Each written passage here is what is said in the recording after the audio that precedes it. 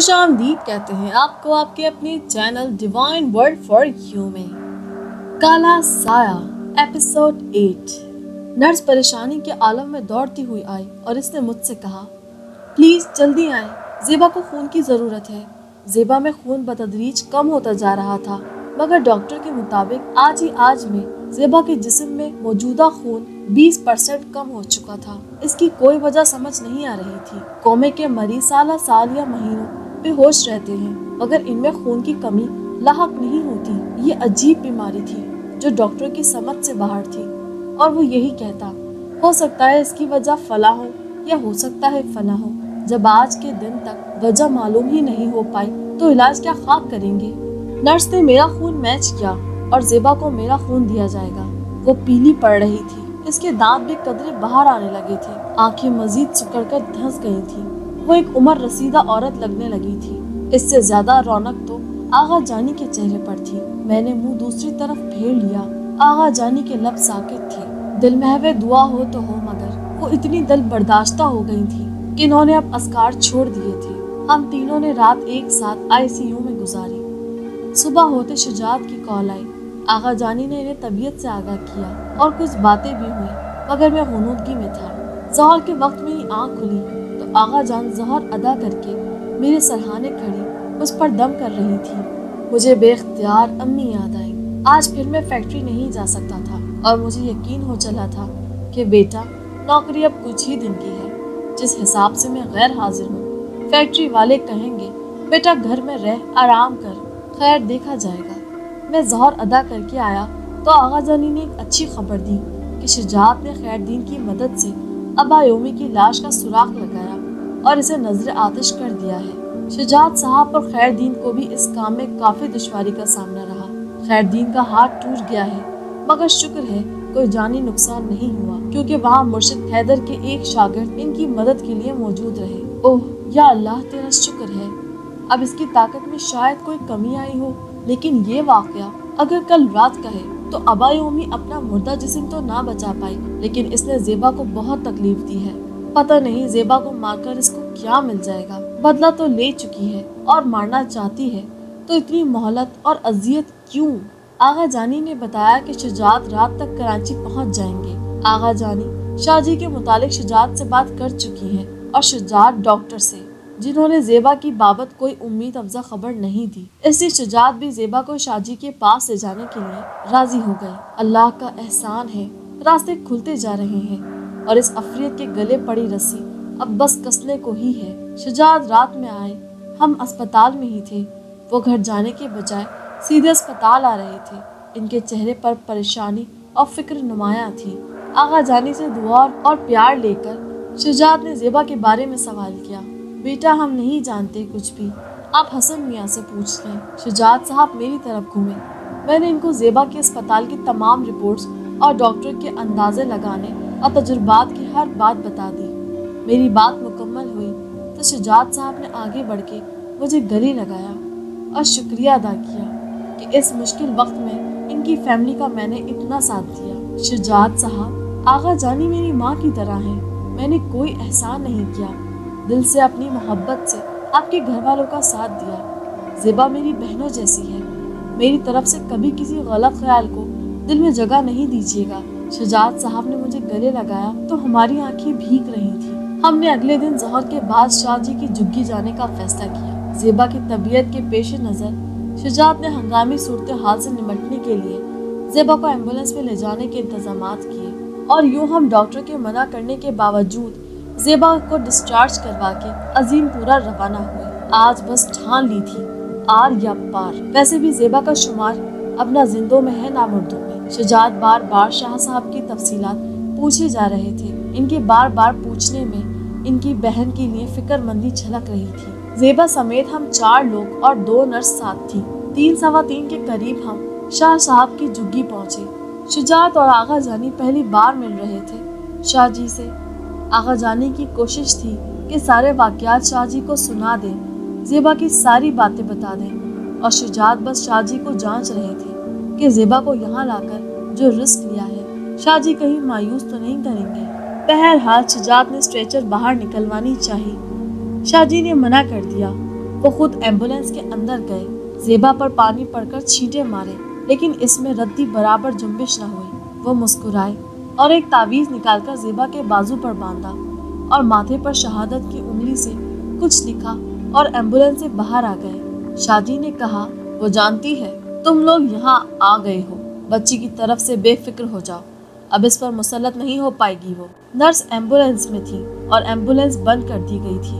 شاہ جی نے ایمبولینس کے دروازے پر بھی انگلی سے کچھ لکھا اور ہاتھ میں چونے کا تھال لے کر گاڑی کے اطراف گھوم کے نشان لگایا، شاید حصار کھینچا تھا۔ اب سب شاہ جی کے اطراف تھے۔ بہن اور شجاعت صاحب، آپ چاہیں تو جھگی میں انتظار کریں، میں حصار قائم کر دیتا ہوں، ورنہ کارروائی دیکھنا چاہیں تو بسم اللہ۔ شاہ جی، میں اس کا انجام دیکھنا چاہتی ہوں، میرا گھر برباد کرنے والی کو، میری زیبا کو اس حال میں پہنچانے والی کو میں تڑپتا دیکھنا چاہتی ہوں۔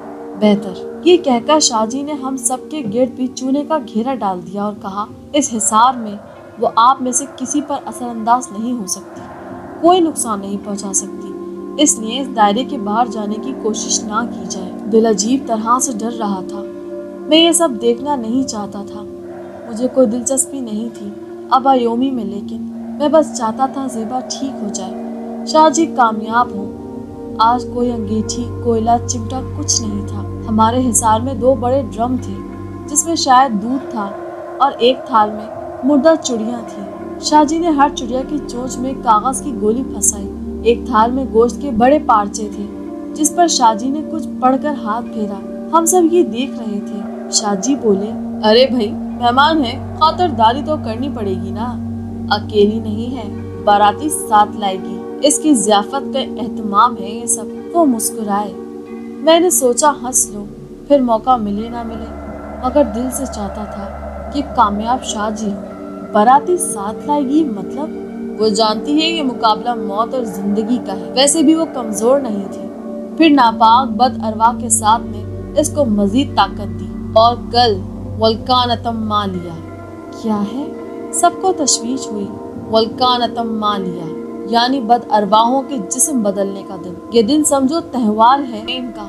اس دن دیویاں معصوم بچوں کے خون سے غسل کرتی ہیں، سینکڑوں مردوں سے زنا کے بعد انہیں غلام بنا لیتی، اور عملیات کے زور پر وہ مرد مرتے دم تک دیوی کے وفادار جانثار رہتے ہیں، پھر دیوی جب جیسے چاہے انہیں استعمال کرے۔ رعایا میں جو بچی جوان لڑکی انہیں پسند آ جائے، عملیات کے زور پر اس کی روح قید کر لی جاتی ہے، پھر اس کا بدن اس دیوی کی ملکیت ہوتا ہے، اور وہ اس کی طبعی موت تک اس کا جسم جیسے مرضی استعمال کرتی ہے۔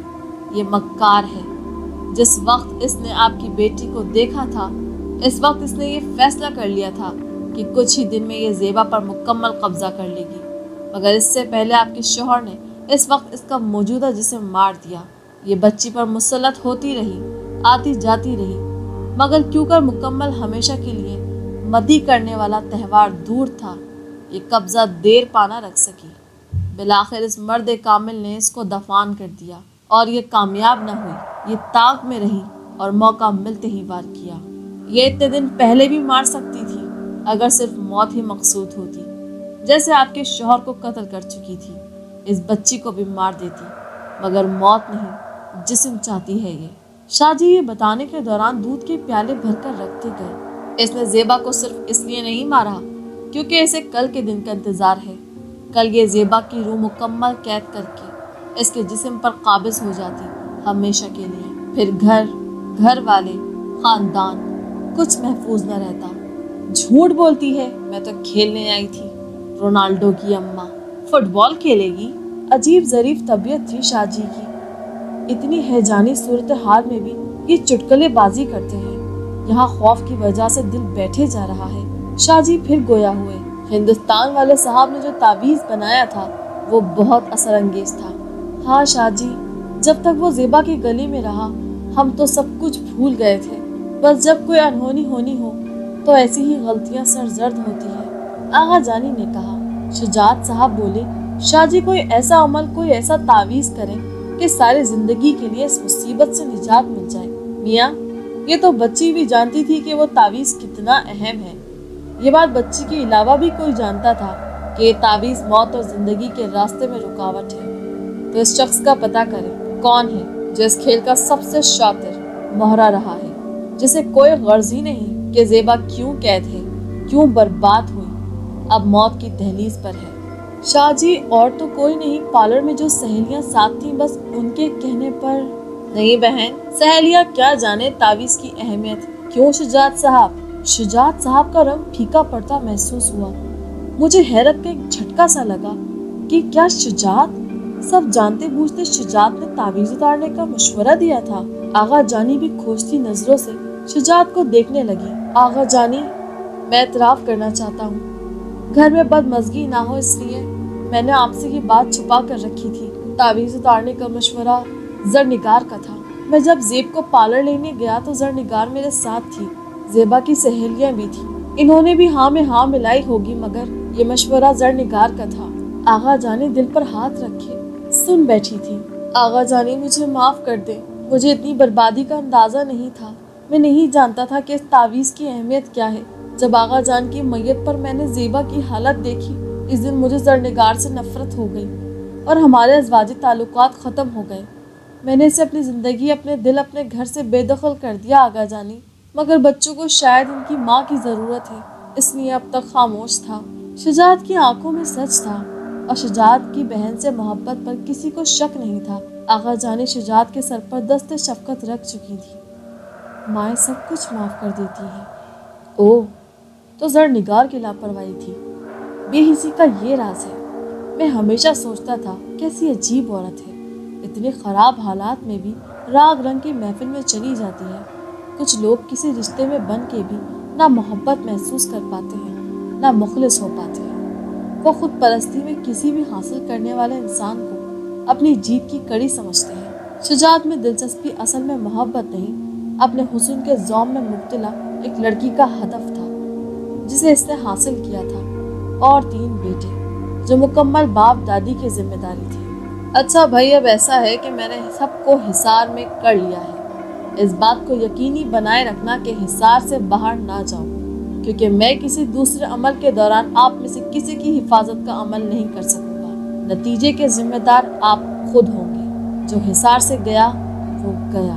خدا کے کلام پاک کا ورد کریں، انشاءاللہ آج اس کا فیصلہ ہو ہی جائے گا۔ یہ کہہ کر سب قریب ہو کر بیٹھ گئے اور شاہ جی نے عمل شروع کیا۔ 1000 دانوں کی تسبیح اور بند آنکھوں کی جنبش ابایومی کو دعوت دے رہے تھے۔ یوں لگ رہا تھا ہم سن ہو گئے ہیں۔ دل کی دھمک سینے میں محسوس کرتے کرتے ہم سب ورد کر رہے تھے۔ آہستہ آہستہ لگا جیسے موسم بدلنے لگا اور ابر چھا رہا تھا۔ یہ سب چیزیں سبھی نے محسوس کی۔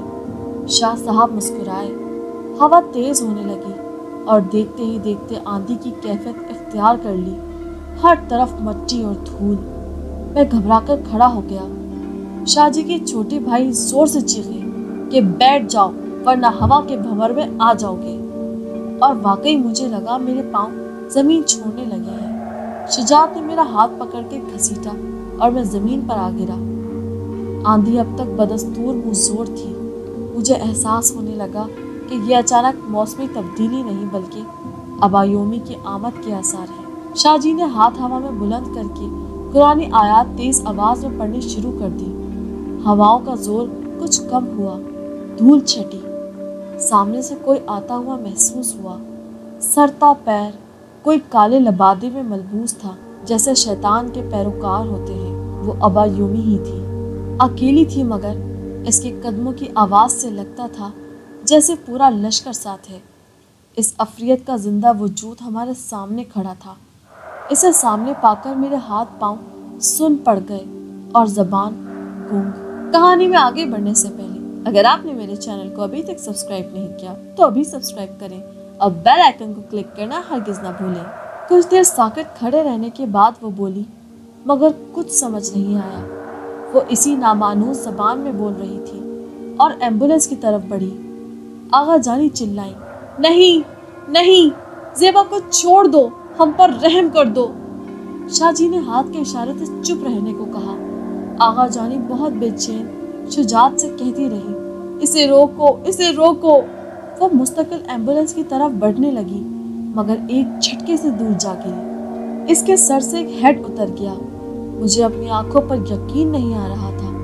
इसका चेहरा, उफ, काली बिल्ली का चेहरा, पूरी दहशत के साथ, भरपूर खबासत के साथ सब शशद्रा रहकर देख रहे थे। वह अचानक तिलमिलाती हुई दौड़ी, हमारी तरफ बढ़ी, मगर हिसार के नजदीक आते ही फिर दूर जाकर पड़ी। वो बहुत भयानक आवाजें निकाल रही थी और फिर बकबक करने लगी। शाहजी बोले, बकवास बंद कर, तू और तेरे आने का मकसद मुझे मालूम है। कोई बातचीत, कोई मुज़ाकरात कुछ नहीं हो सकते, इसलिए बकवास बंद रख और अपने आप को मेरे हवाले कर, वरना अंजाम की जिम्मेदार तू खुद होगी। वो वहीं जमीन पर बैठ गई और आसमान की तरफ हाथ बुलंद करके कोई अमल करने लगी। देखते ही देखते आसमान परिंदों से भर गया कि चीलें थीं, अजीब मनहूस सूरतें, मगर बहुत बड़ी बड़ी। वो हमारे सरों पर गिद्धों की तरह मंडला रही थी। शाहजी के छोटे भाई एक थाल की तरफ बढ़े और मुर्दा चिड़ियां उठा उठा के उछालनी शुरू की। हैरत की बात यह है कि फिजा में बुलंद होते ही वो चिड़िया परवाज भरने लगी और वो चीलें चिड़ियों पर झपट पड़ी और मुंतशिर हो गई। अब वो चिड़िया अपनी चोंचों में दबाए जमीन पर उतर आई, मगर ये क्या, वो चीलें भी चीलें नहीं थी, बल्कि इनके भी सिर्फ चेहरे चीलों के थे। बाकी जिस्म, हाथ पांव इंसानी, इनकी कमर पर बहुत लंबे लंबे पर, तमाम जिस्म भी परों से ढके हुए थे। हमारे चारों तरफ इंसान नुमा चीलें बैठी चिड़ियों को नोच नोच कर खाने में मसरूफ थी और अबायोमी तिल मिलाती हुई गुर्रा रही थी। हमने देखा कि कुछ ही देर में वो चीलें करहाने लगी और इनके पर टूट टूट के झड़ने लगे। वो अब नंगे जिस्म लिए एक दूसरे को नोचने लगी। इनके जिस्मों से स्याह रंग का स्याह मादा बह रहा था और आवाजें कानों को चीरती महसूस हो रही थी। उम्मीद करते हैं आपको आज की एपिसोड पसंद आई होगी। जल्द हाजिर होंगे अगली एपिसोड के साथ। शुक्रिया।